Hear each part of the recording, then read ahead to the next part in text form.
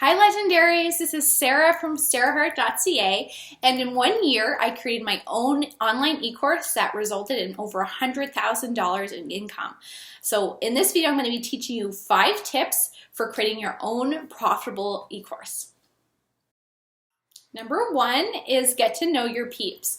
So in my situation, after working on one-on-one clients, I saw the same problems with my own clients again and again and again. And everybody in my community had the same problem. And I was so frustrated. I was like, I just need to create this because this is driving me crazy. So what I see a lot of is people having an idea and then creating a course based off of that idea with no they're not talking to their peeps. So my suggestion for you is to get on the phone, get on Skype, and ask people what's problem is going on in your industry. And you'll find that the same problems should emerge after you start talking to people in your business. Number 2 is start really small. Your course should be tiny. What is this? A center for ants? And what I mean by that is you could create this giant course that's like 6 modules with took you a bazillion years to create all the content, or you could start really small like I did. So I had a workbook and then I had 2 days of live training. So this is not pre-recorded. This is just me. Hey, I'm live, jump on and I'll teach you. And for me, that was just wonderful because it was just 2 days. It's not a lot of stress. And I didn't make assumptions about what the content would be. The content was literally created by everybody who jumped on to the beta round. So I find that was it's not stressful and it's just wonderful to do it that way. Number 3 is perfection is your enemy. I believe that people lose the most money on their courses because they never get done because perfection. Even if you do start small, a course is a lot of work. It's a lot of work. And if you let perfection come in and start editing and trying to get things perfect, especially if you're just doing your first beta round, by the way, it's not going to be perfect. It's just going to stop you. It's going to hold you up, and you're never going to finish this course. I'm sorry, it's never going to get done if you give in to perfection. So my suggestion is just know, okay, this is my beta round. I'm not going to know everything. This is not going to be perfect at all, and I'm okay with that. So number 4 is it takes freaking time.